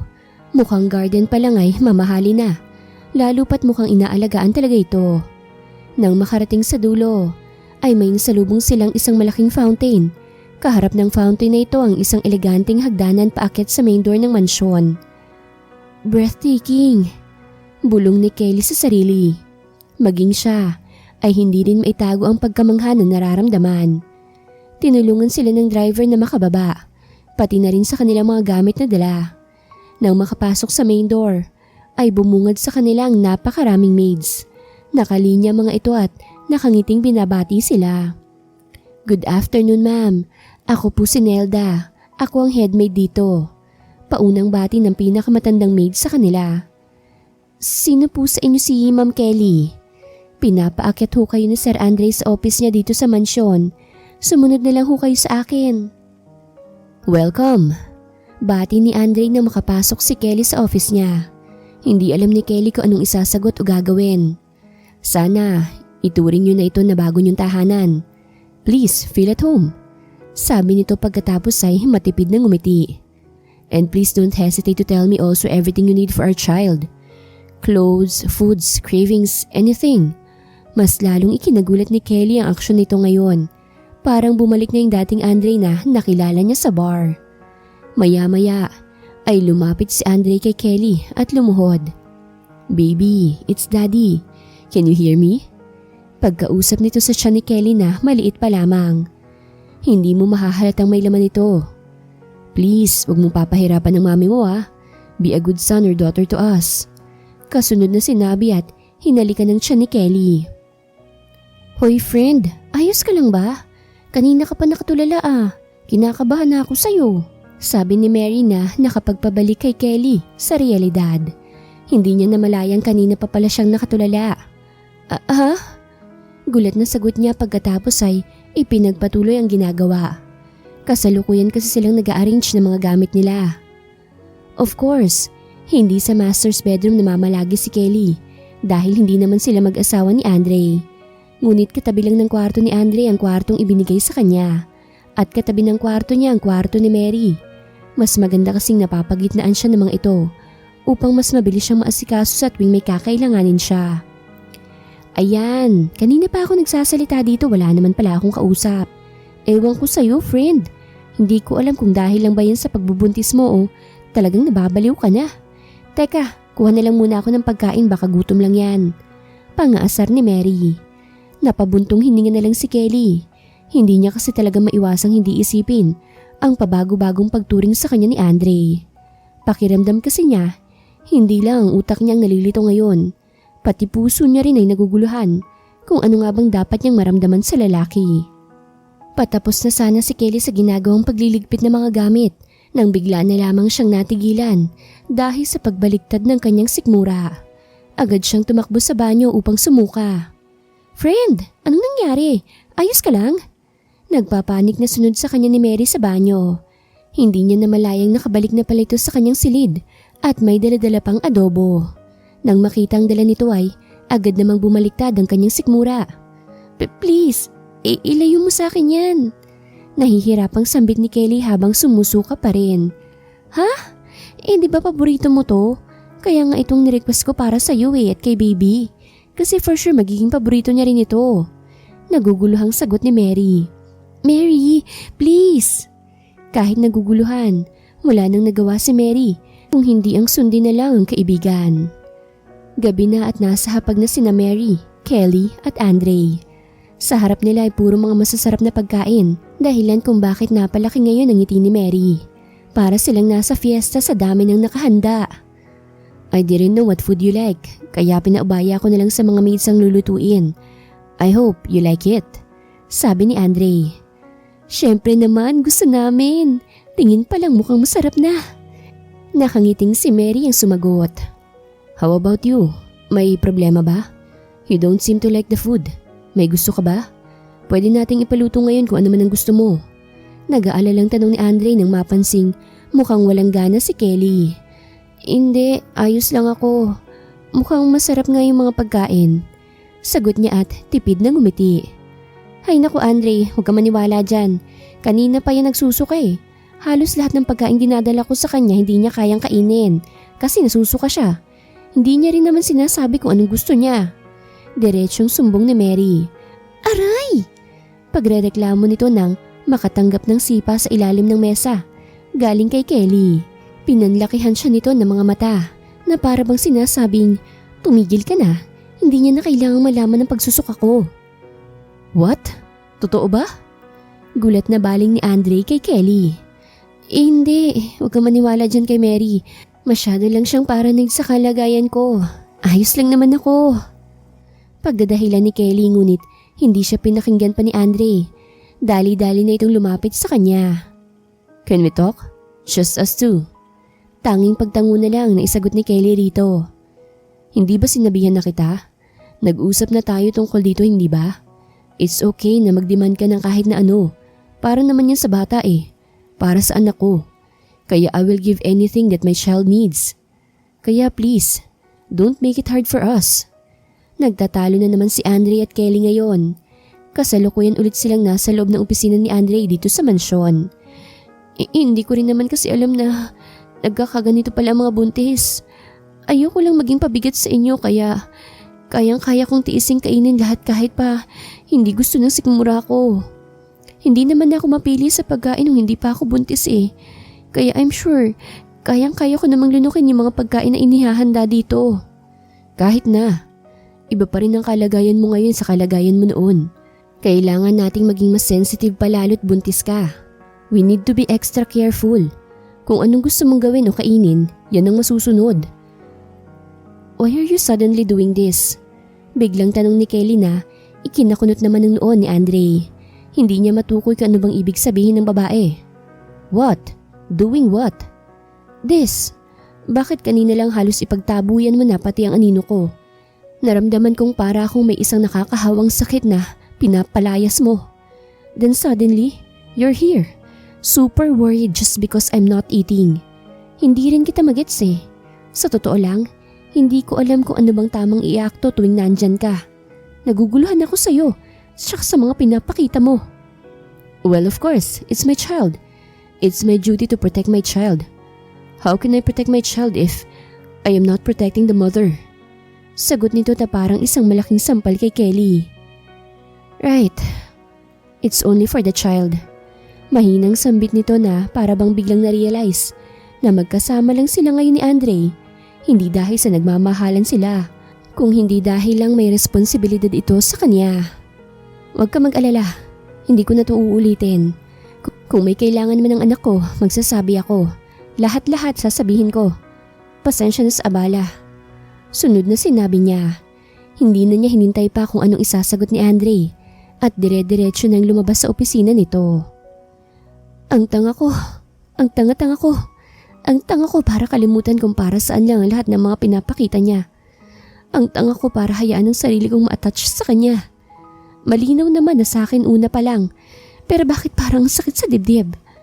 Bakit ang sakit malaman at marinig mismo sa bibig niya na nag-aalala lang siya sa akin dahil nag-aalala siya sa bata? Hindi dahil may nararamdaman siya sa akin tulad ng unti-unti ko nang nararamdaman para sa kanya. Ito ang bulong ni Kelly sa sarili habang malungkot na binabaybay ang daan palabas ng opisina ni Andre, pabalik sa kanyang silid. Hindi na mabilang ni Kelly kung pang ilang balik na niya ito sa labas ng pintuan ng kwarto ni Andre. Kanina pa siyang naglalakad ng pabalik-balik. Nagdadalawang isip kung itutuloy ba ang pagkatok. Mag-aalas 10 na ng gabi ngunit hindi pa siya inaantok. Nakapag half bath na rin siya. Lahat-lahat na ngunit hindi pa rin siya dinadalaw ng antok. Tulog na rin halos lahat ng kasama niya rito sa mansyon, lalong-lalo na si Mary. Hindi makatulog si Kelly dahil nagugutom siya. Nangangati ang kanyang lalamunan dahil may gusto siyang kainin, kaya nandito siya ngayon sa tapat ng kwarto ni Andre at nagdadalawang isip kung tutuloy ba o wag na lang dahil gabi na at baka maabala pa ito o baka tulog na ito. Kahit kasi ipinaliwanag na ng maayos ng lalaki na ayos lang naman na magdemand siya, ay hindi niya pa rin maiwasang mahiya. Naisip niya na tiisin na lang ang cravings. Ngunit naalala niyang nangako na pala siya kay Andre na magsasabi na siya sa mga bagay o pagkain na gusto niya. Nang sa wakas ay nagkaroon na ng tamang lakas ng loob. Huminga muna ng malalim si Kelly bago kumatok. Ngunit bago pa man dumapo ang kamay niya sa pintuan, ay bigla na itong bumukas at iniluwanan ng gulat na si Andre. What the? Kelly, what are you doing here? May kailangan ka ba? Tell me. Wala, napadaan lang ako. Nagmamadaling sagot nito at tatalikod na sana upang bumalik sa silid nito ngunit natigilan nang bigla siyang hinawakan ni Andre sa braso. You're a bad liar. Kung talagang napadaan ka lang, isang ka naman pupunta. Dulo na itong kwarto ko. Tell me, ano bang gusto mo? Do you have cravings? Malambing na sabi nito. Please, huwag ka na magpapilit. Sandaling napatulala si Kelly kay Andre. Gulat na gulat sa lambing na ipinapakita nito. Naramdaman naman niyang biglang bumilis ang tibok ng kanyang puso at parang kinikiliti ang kanyang damdamin. Bananas with ketchup. Wala sa sariling banggit ni Kelly. Nakatulala pa rin siya kay Andre. What? Gusto ko ng saging na may ketchup. Saging at ano? Ketchup? Bakit ketchup? Nawiwirduhang tanong nito. But Kelly just shrugged. Hindi ba sasakit ang tiyan mo dyan? Tanong ni Andre habang nakakunot ang noong nakatingin sa takam na kumakain si Kelly. Bakit naman sasakit? Ang sarap kaya. Gusto mo itry? Halos puno pang bibig nito habang nagsasalita. Agad namang napalayo ng konti si Andre. No thanks. Ini-imagine ko pa lang yung lasa parang gusto ko nang masuka. Anong klaseng pagkain yan? Bananas with ketchup? Parang nandidiring sambit nito. Wow, napaka-judgmental mo talaga. Ang sarap kaya. Anong judgmental talaga? Hindi ako judgmental ano? Kahit itanong mo pa sa lahat ng kasama natin dito sa bahay. Sus, hinusgahan mo na nga agad ako dun sa opisina mo eh. Mahinang bulong ni Kelly na narinig pala ni Andre. Narinig ko yun ah. But yeah, I'm sorry. Kung ano man ang nasabi ko nung panahong yon, I'm really sorry. Wala ako sa tamang pag-iisip ng mga oras na yon. Ayos lang, ano ka ba? Nagbibiro lang naman ako. Siyempre, naiintindihan ko naman yung nararamdaman mo. Wala na sa akin yun, naka-move on na ako. And just by hearing that, Andre suddenly smiled genuinely. Hoy, wag kang ngumingiti ng ganyan. Ito naman masyadong pa-fall. Bakit? Nahuhulog ka na ba? Biglang diretsyong tanong nito dahilan kung bakit nabilaukan si Kelly. Here, water. Dahan-dahan lang kasi sa pagkain. Dami-dami pa ng binili ko. Wala kang kaagaw dyan. Sa'yo lahat yan. Nag-aalalang sabi nito. Anyway, pwede ba akong magtanong? Pag-iiba ni Kelly sa topic. Nagtatanong ka na. Piloso pong sagot nito sabay ngumiti. Tss, napansin ko lang naman na maliban sa mga maids, wala ka ng ibang kasama rito. Asan ang family mo? Hindi sila dito nakatira? When my parents retired, sa ibang bansa nila gustong manirahan for good. And I don't have any siblings kaya naiwan na ako mag-isa rito. Ah, I see. Alam ba nilang tungkol sa akin at sa bata? Kinakabahang tanong niya. Umiling lamang si Andre dahilan kung bakit siya biglang nalungkot. Oo nga naman, bakit naman niya sasabihin sa parents niya? Pwede niya sigurong sabihin kapag nakapanganak na ako. Dahil sa bata lang naman siya may koneksyon. Hindi naman kami kasal para kailangan pa niyang i-inform ng parents niya na magkakapamilya na siya. Sabi niya sa kanyang isipan. Gusto ko kasing sabihin sa kanila sa personal. Hihintayin ko muna silang umuwi rito at bumisita para mapakilalan agad kita. Dugtong nito sa sinabi kanina na ikinagulat ng malala ni Kelly. Aha? Tanging isang matamis na ngiti lamang isinagot ni Andre kay Kelly. Walang balak sagutin ang tanong nito. Sige na, ubusin mo na yan at makapagpahinga ka na. Bukas sabihin mo ulit sa akin ang cravings mo para makabili ako. Gusto kong ako mismong bumibili ng lahat ng kailangan ng anak ko. Pwede ka rin namang sumama. That night ended happily for both Kelly and Andre. Kahit papaano ay may nararamdaman silang improvement about sa relasyon nila sa isa't isa. Mas gumaan ang kanilang pakiramdam sa isa't isa. Mas unti-unti na rin nilang nakikilalang isa't isa. Ngunit sa kabila ng lahat ng yon, may kabaring nararamdaman si Kelly. Dahil sa pagkilala niya ng lubos kay Andre ay nararamdaman niya ring lumalalim ng kanyang nararamdaman para dito. Kinakabahan siya dahil alam niyang masasaktan lang siya sa huli. Months passed by and everything went smooth. Mas lalong naging close sa isa't isa sila Kelly at Andre. Kumpara noong una silang nagsama sa iisang bubong na medyo mailap sa isa't isa. Ngayon ay sobrang magkasundo na sila. Sa katunayan ay mukha nga silang tunay na mag-asawa. Tuwing umagay sabay sila nag-aalmusal bago umalis si Andre papuntang trabaho. At sa gabi naman, tuwing umuwi ito ay may daladalang kung ano-ano mang pinapabili ni Kelly na cravings niya. Sabay rin silang kumakain tuwing gabi. Ito na ang nakasanayan nila. Few months have passed since the day that Kelly and Mary moved to Andre's residence. 5 buwan na rin ang bata sa sinapupunan ni Kelly. At ngayon ay pupunta sila sa doktor ni Kelly para sa monthly check-up nito. Ngayon na rin malalaman kung ano bang gender ng bata. Kaya kasama nila ngayon si Mary. Ito lang kasi ang unang makakaalam sa kasarian ng bata. Dahil ito ang magdaraos ng gender reveal surprise kay Kelly at Andre. Pati na rin sa lahat ng maids na kasama nila sa bahay.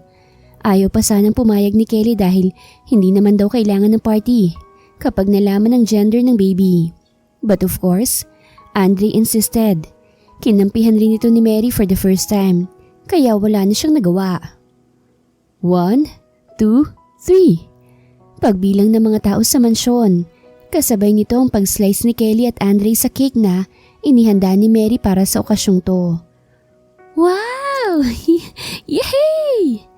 Yan ang sigawan at tilian ng mga taong nakasaksi doon. It's a boy! I have a son! Nakangiti at maligayang sambit ni Andre na agad hinarap si Kelly. Maluha-luha pa ito. Wow, nahahawa ka na rin sa akin sa pagiging emosyonal ah. Gaya-gaya naman to. Pabirong pagtataray niya kay Andre habang pinapahid rin ang sariling mga luha. Agad namang nagsilapitan ng mga kasama sa bahay upang i-congratulate sila. Dahil parehong only child, wala silang ibang bisita na naroroon dahil wala namang ibang kamag-anak si Andre, pati na rin si Kelly. Tanging si Mary lamang at ang mga maids pati na rin ang drivers at ang gardeners ang naroroon. Congratulations friend! Finally, alam ko na rin ang bibilhin kong regalo sa pamangkin ko. Nagagalak na sambit ni Mary. Pagkatapos ay mahigpit na niyakap ang buntis na kaibigan. Hello baby boy, I'm Tita Mary. I can't wait to see you. Please be healthy We will do anything and everything for you. We love you so much.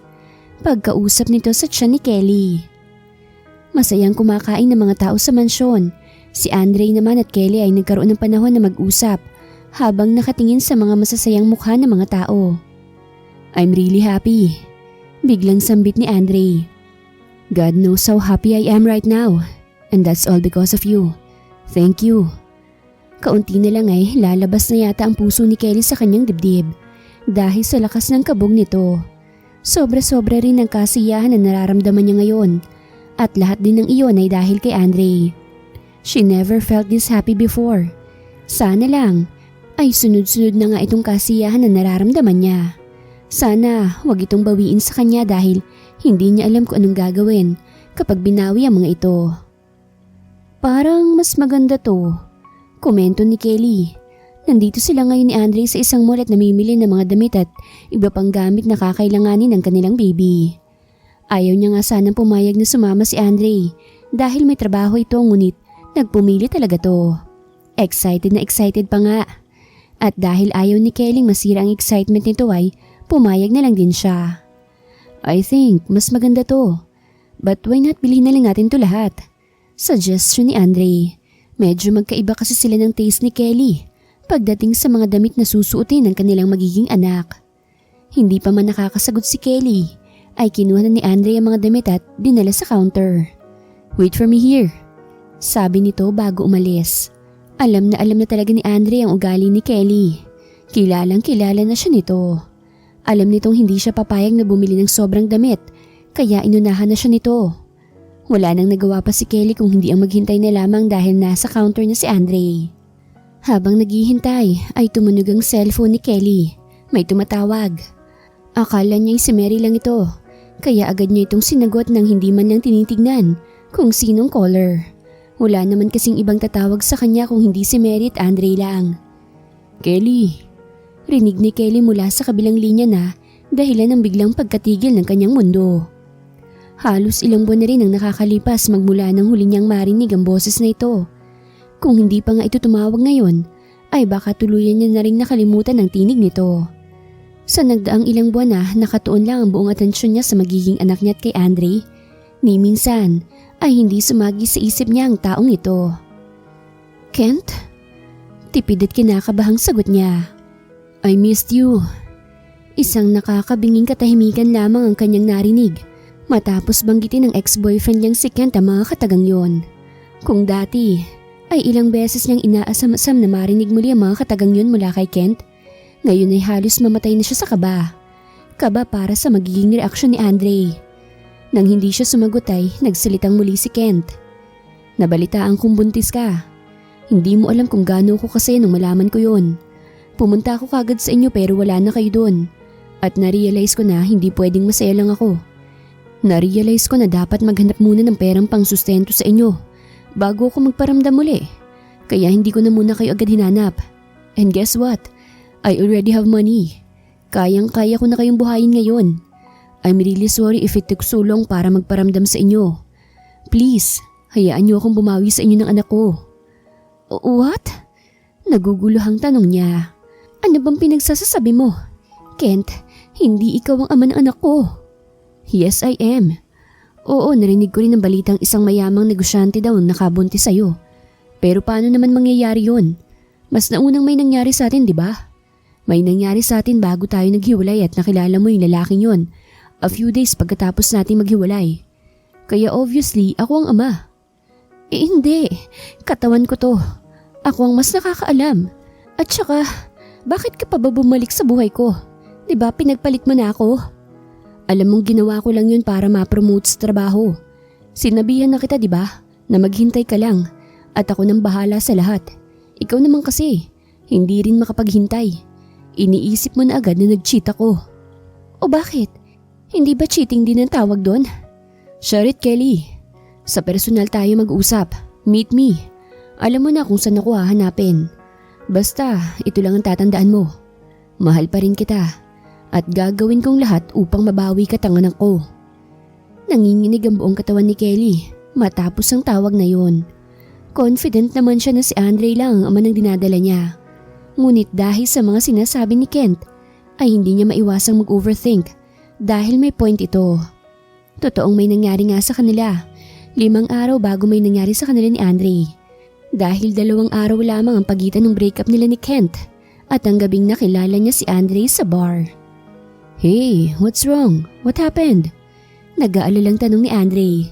Tapos na pala itong magbayad at hindi man lang namalayan ni Kelly na nakalapit na pala ito. Kasalukuyang nasa loob ng kotse si Andre at Kelly. Pauwi na sila sa mansyon.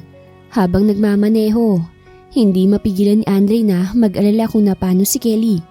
Dahil kanina pa ito nakatulala at mukhang wala sa sarili sa sobrang lalim ng iniisip. Hey, please tell me what's wrong. I'm worried. Kelly. Bahagyang pagtawag niya sa pangalan nito. Mukhang hindi rin kasi naririnig ni Kelly ang una niyang sinabi. What? I'm fine. I'm sorry. May iniisip lang ako. Don't worry about me. Ayos lang ako. Hindi satisfied si Andre sa naging sagot nito. Kaya naman itinabi niya muna ang sasakyan upang kausapin to. I know something's wrong. But hindi kita pipilitin na magsabi sa akin. Kung ayaw mong sabihin, then it's fine. I respect that. But please, always remember that I'm always here, huh? You can tell me anything. I will listen. I will help you with anything that's bothering you. I'm always here. Kakampi mo ko. Gustong umiyak ni Kelly sa mga naririnig mula kay Andre. Gustong gusto niyang magsumbong dito ngunit natatakot siya na baka pati ito ay mag-overthink na rin. Na baka pati si Andre ay hindi na siya paniwalaan. Natatakot siya sa magiging reaksyon nito. Hindi niya alam kung magiging totoo pa ba ang sinasabi nitong I'm always here kapag nalaman nito kung ano bumabagabag ngayon kay Kelly. How about John? Suggestion ni Andre. Parang ang common naman. Gusto ko yung unique, sabi ni Kelly. 4:00 na ng hapon at nandito silang dalawa ngayon sa garden ng mansyon. Namimili at nag-iisip ng ipapangalan para sa kanilang baby. Napag-usapan na nila kahapon pa lang na mag-uusap sila ng ilang oras upang mapagkasunduan ng ipapangalan sa kanilang anak. Kaya naman maagang umalis sa trabaho si Andre para sa araw na ito. Mateo? Common pa rin. Hindi ko naman inakalang ganito pala kahirap mamili ng pangalan. Paano ba naman kasi? Lahat ng pangalan sinasabi mo puro common names lang. Wala ka talagang tisa no? Para ka lang nagpangalan ng laruan o ng pet name mo eh. Grabe ka naman sa akin. Malay ko ba? Hindi ko naman alam kung anong mga gusto mo. Alam ko na. Ali. What? Common rin naman yan ah. Tsaka tunog pang babae. Andre plus Kelly. Equals Ali. Pag-i-explain ni Kelly. Agad naman niyang naramdamang sumipa si Ali sa tiyan niya. OMG, sumipa siya. It only means na nagustuhan niyang naisip ko. Okay, from now on, your name is Ali. Pagkausap niya sa tiyan niya. Sa pangalawang pagkakataon ay nakaramdam muli si Kelly ng sipa. Sumipa ulit siya. Gusto niya talaga yung pangalan niya. Hawakan mo nga tapos sabihin mo yung name niya. Nagagalak na utos niya kay Andre na ginawa rin naman agad nito. Hi Ali. Tipid na sambit ni Andre habang nakahawak sa tiyan ni Kelly. Nang maramdaman ang munting paggalaw nito na para bang sumipa, ay nagulat siya. Pero hindi maitatago sa mukha ni Andre ang sayang nararamdaman. It's real, sumipa nga siya. He likes the name. Namamanghang sambit niya. It's already been a week magmula nang tumawag si Kent at wala pang sinasabihan si Kelly ng tungkol dito. Kahit sa malapit na kaibigan niyang si Mary. Ang buong akala niya ay kukulitin siya nito at tatawag ito araw-araw. Ngunit hindi. Hindi na ito nagparamdam matapos ng unang tawag na iyon. Noong una ay masyadong bothered pa si Kelly. Hindi niya alam ang gagawin. Maging ang isip niya ay gulong-gulo rin. Mabuti na lamang at hindi na nasundan pa ang pangungulit ni Kent dahil nakatulong yon upang makamove on si Kelly sa tawag na yon. Ngayon ay hindi na rin niya masyadong naiisip ang tungkol doon. At dahil doon ay napagdesisyon niya na ring labanan ng takot. Haharapin niya si Kent at mag-uusap sila. Lilinawin niya na wala na talaga itong papel sa buhay niya at maging sa buhay ng anak niya. Ang problema na lang ngayon ni Kelly ay kung kailan niya ito pupuntahan at kokomprontahin. Wala pa siyang nakikitang tamang tiyempo upang umalis ng mansyon dahil maraming matang nakabantay sa kanya. Ito ang pinagkakaabalahan niya sa ngayon, ang paghahanap ng pagkakataon upang puntahan si Kent nang hindi nalalaman ni Andre. Good morning, pretty. Napamulat ng mata si Kelly nang maramdamang may gumigising sa kanya. Pagdilat ng mga mata ay ang masayang mukha agad ni Andre ang bumungad sa kanya. Oh, anong ginagawa mo rito? Sorry for waking up too early. May ipapakita lang kasi ako sa'yo. Ano? Tada! Nagagalak na sambit nito. Pagkatapos ay iniharap kay Kelly ang isang iPad. Meron itong ka-video call na 2 taong medyo may edad na. Ngunit makikita mo pa rin ang taglay nitong kagwapuhan at kagandahan. Hi, Iha! Bati sa kanya ng 2 matanda. Matamis sa mga ngiting ibinibigay ng mga ito sa kanya. Nang mag-sink in sa isip ni Kelly na ang mga ito ang mga magulang ni Andre na nasa ibang bansa ngayon, biglang lumakas ang kalabog ng kanyang puso. Hindi niya alam ang gagawin. Napansin naman kaagad ni Andre ang pagpapanik ni Kelly, kaya tumawa na lamang ito. Relax, they don't bite. They just want to meet you. Good morning po. Ako po si Kelly Martinez. Nice to meet you po. Nice to finally meet you, Iha.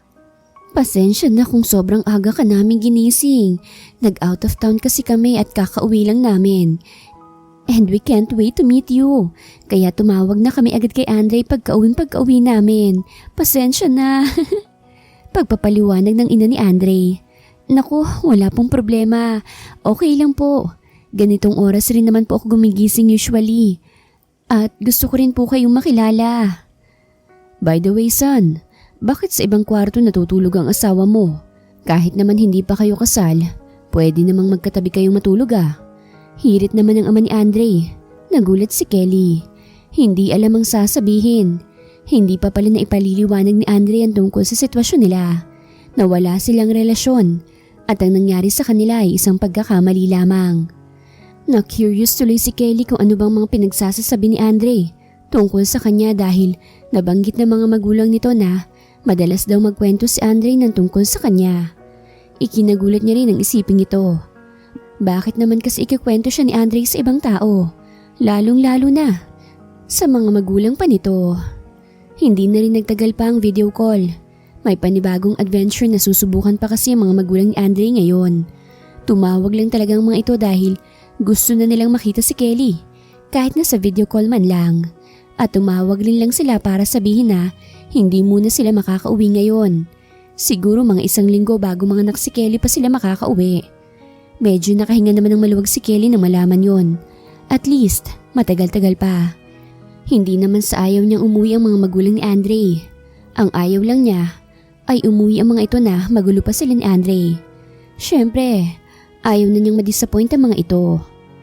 And speaking of Andre, gusto niyang kausapin ito tungkol sa mga sinabi nito sa parents nito. Ngunit nakangisi lang ito na lumabas agad ng silid, kaya hindi na siya nagkaroon muli ng pagkakataon upang kausapin pa ito.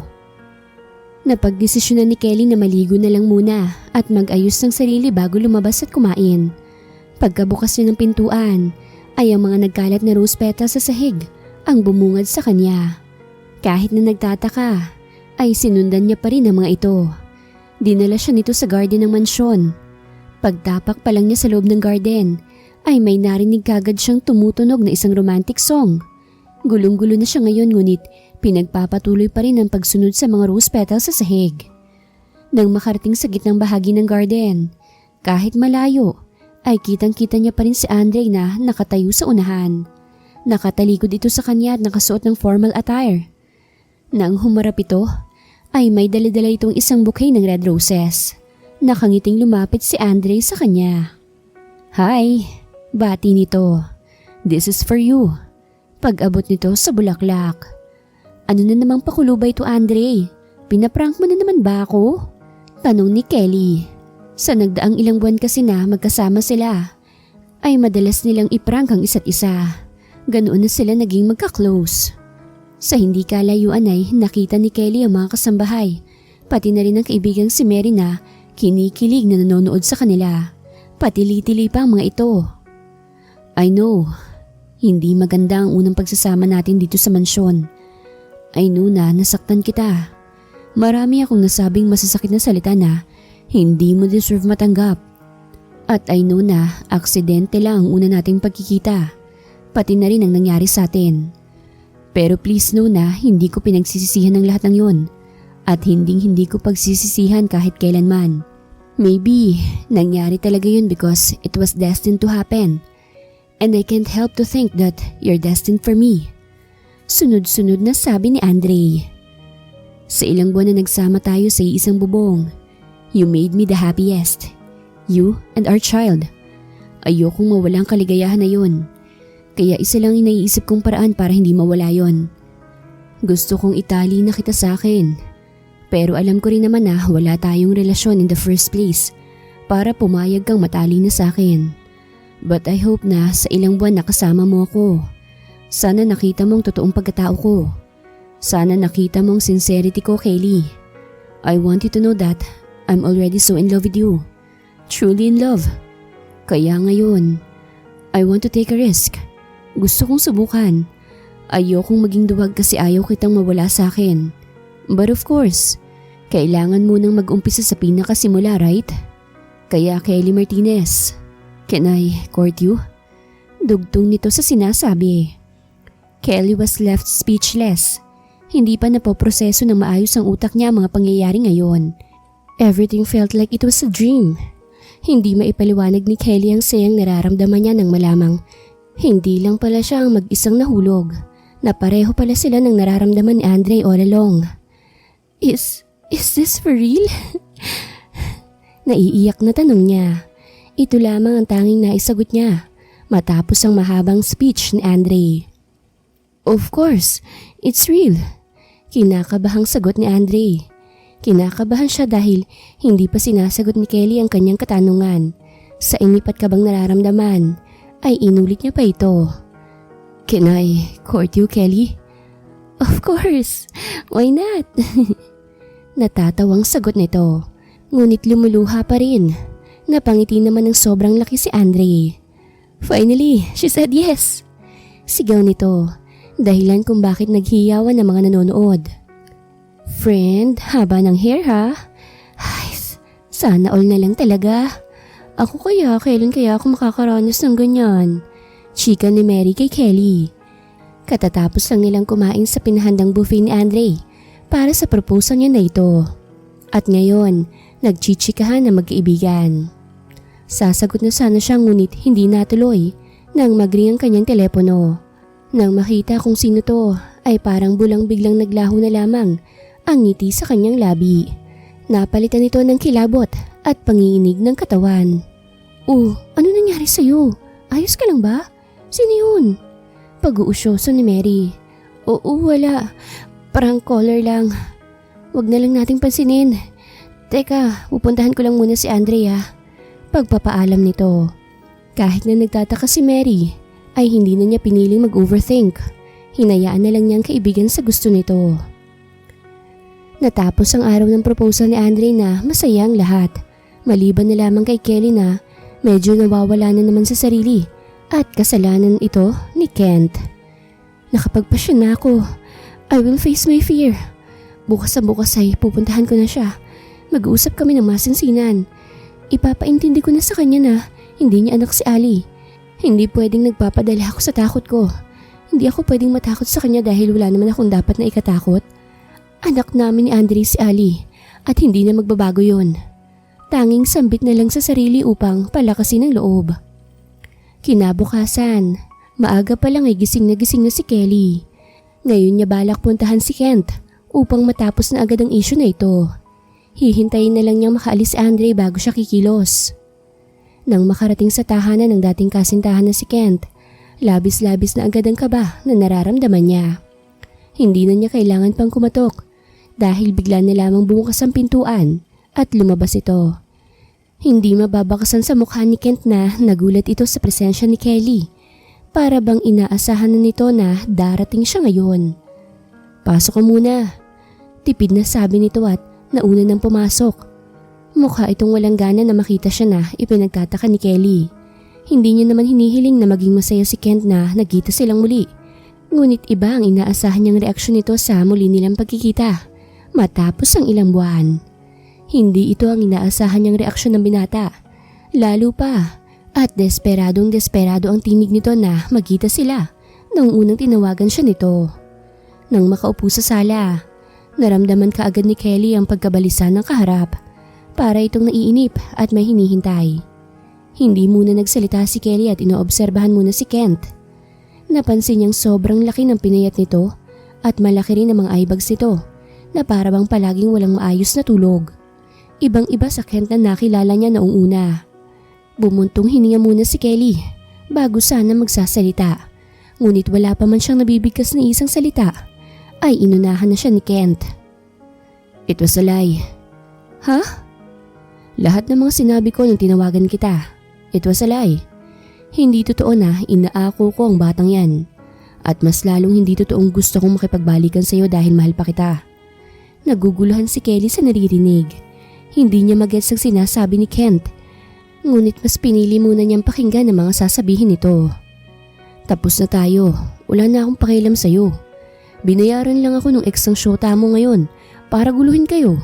Kaya wala na tayong dapat pag-usapan pa ngayon. Kung ako sa'yo, puntahan mo na agad yung shota mo at baka mahuli ka na. Papunta na sa kanya yung ex niya ngayon para sabihin akong ama na dinadala mo." Parang nagpanting ang tenga ni Kelly sa mga narinig. Nahirapan siyang iproseso ang mga ito. Hindi niya alam kung anong uunahing gawin. Ngunit ang hindi matanggal-tanggal sa isip niya ngayon ay ang isiping may lalason sa isip ni Andre at sasabihing hindi ito ang ama ng anak niya. Agad siyang umalis sa bahay ni Kent at nagmamadaling pumunta sa opisina ni Andre. Nang makarating ay nakasalubong niya sa parking lot ang isang maganda at parang modelo na babae. Unang tingin pa lang ay alam niyang ito si Amy, ang ex-girlfriend ni Andre. Umismid lang ito sa kanya at tinawanan siya. "Ano bang atraso ko sa'yo? Hindi naman kita kilala para guluhin mo ng ganito ang buhay ko ah." Sigaw ni Kelly rito. "Well, you're right. Wala kang ang atraso sa akin. Pero paano ba yan? Hindi ko hahayaang maging masaya si Andre ko." Balik na sigaw nito. "Yes, I cheated. Pero pinagsisisihan ko na yon. Gusto ko na ngayon sa kanya ako ikasal. Pero ano, inagaw mo siya sa akin. Kaya deserve niyong maging magulo. Baliw ka. And yes, you're freaking right. Baliw na akong baliw. Wala akong pakialam." Sigaw nito pagkatapos ay pumasok na ng kotse at humarurot paalis. Gustuhin man ni Kelly na sundan ito upang sugurin dahil sa ginawa nito, ay hinayaan na lang niya muna dahil ang first priority niya ngayon ay si Andre. Nang makapasok sa loob, isang opisinang sobrang kalat ang bumungad sa kanya. Halos basag lahat ng gamit doon at sa dulong bahagi ng opisina, makikita ang nakaupo sa sahig na si Andre. Magulo ang buhok nito at namumugto ang mga mata habang umiinom ng alak. Andre, mahinang tawag ni Kelly, dahilan upang mapalingon sa kanya si Andre. Agad itong tumayo. "What the hell are you doing here? Cheaters are not allowed here." Agresibong sambit nito. "Andre, let me explain." "What the heck? Ano pang ipapaliwanag mo? Huling-huli ka nang manluloko ka. Niloko mo lang ako." "Andre, hindi kita niloko." "Anong hindi? Paano mo nasabing hindi? Bakit? Hindi ba totoo ang mga sinabi ni Amy sa akin? Sige nga, sabihin mo ng harapan sa akin na walang nangyari sa inyo a few days ago bago may mangyari sa atin." Paghahamon nito ngunit tanging paghikbi lamang ang isinagot ni Kelly. "See? Totoo ang mga sinabi niya. Tapos ngayon may kapal ka pa ng mukha para magpakita rito. You know what? Umalis ka na. Kunin mo rin lahat ng gamit mo sa mansyon at lumayas ka na. Umalis ka na sa buhay ko. Get lost! Sigaw ulit nito. Kahit na nanginginig, pinili pa rin ni Kelly na manatili muna kahit sandali. Oo, alam niyang kinasusuklaman na siya ngayon ni Andre. Maging siya'y gusto na ring umalis doon. Ngunit may konti pa rin sa loob-loob ni Kelly ang gustong manatili doon. Hindi siya pwedeng umalis nang hindi man lang nasasabi kay Andre ang kanyang panig. Kaya sa huling pagkakataon ay naglakas loob siya para sabihin ang lahat ng gusto niyang sabihin dito. Oo, tama ka. Tama ang lahat ng sinabi ng ex mo. Pero Andre, katawan ko to. Alam ko kung sinong ama ng anak ko. Maging si Kent ay hindi rin kumbinsido na siyang ama ng anak ko. Binayaran lang siya ng ex mo para guluhin tayo. Freaking liar. Umalis ka na. Get the hell out of my life. Hindi mapigilan ni Kelly ang sunod-sunod na pagtulo ng kanyang luha habang nililigpit ang mga gamit. Gulat na gulat si Mary sa mga nangyayari. Ngunit mukhang naiintindihan agad nito ang nangyari. Kaya hindi na ito nag-abalang magtanong pa at nag-impake na rin ang kanyang mga gamit. Nang matapos ang ginagawa, ay lumabas na si Kelly sa kanyang silid at aalis na sana ng mansyon. Ngunit natigilan siya na makita si Andre sa tapat ng pintuan niya. Sandali muna silang nagtitigan bago na unang umiwas si Kelly. Aalis na ako. Mahinang sabi niya at nag-umpisa ng humakbang ngunit natigilan ulit siya nang maramdaman ang pagpigil sa kanya ni Andre. Agad siyang niyakap nito. Hindi tulad kanina na para itong dragon na nag-uumapaw sa galit. Ngayon ay medyo kalmado na ito. I'm sorry. Paghingi nito ng tawad. Narinig rin ni Kelly ang mahinang paghikbi nito habang magkayakap sila. Binabawi ko ng lahat-lahat ng sinabi ko kanina. I didn't mean those words. Nabigla lang ako at nadala ng galit ko. But I'm calmer now. I'm really sorry, Kelly. Please forgive me. Pagmamakaawa nito. I just want you to know na kahit sino pang ama ni Ali, wala na akong pakialam. Kahit sakaling lumabas na hindi akong ama, I don't care. Aakuin ko pa rin at mamahalin ng sobra-sobra na parang totoong anak ko siya. But don't worry, dahil naniniwala ako sa'yo. Alam ng puso ko na ako talaga ang ama niya. Please, huwag ka nang umalis. Hindi ko na yata kakayaning mawala ka pa sa buhay ko. Pagsusumamo ulit nito. Tanging pag-iyak lamang ang naisagot ni Kelly. Hindi niya lubos maisip na kahit wala pa silang naging opisyal na relasyon ni Andre, ay sobra na pala siyang minamahal nito. To the point na kaya nitong tanggapin ng buo ang anak niya, kahit hindi ito ang ama. Please, wag na kayong umalis ha. Wag mo kong iwan mag-isa rito. Pagtango lamang ang naisagot ni Kelly kay Andre. Hindi niya kasi alam kung ano pang pwedeng isagot, maliban lang sa pag-iyak. Halo-halong emosyon na kasi ang nararamdaman niya. Ngunit mas nangingibabaw pa rin ang nararamdaman niyang kasiyahan. Salamat, masayang sabi ni Andre. Pagkatapos ay hindi na napigilan ng sariling halikan si Kelly. They shared a very sincere and genuine kiss for the very first time ever since they met. A kiss that's full of love and tenderness, just like what they felt for each other. Isang malakas na pagsigaw ni Kelly ang umalingaw-ngaw. Nasa ospital sila ngayon dahil dumating na ang araw ng kanyang panganganak at bigay todo siya ngayon na umiire upang mailabas na si Ali. It's okay love, you're doing good. Konting push pa, konti na lang.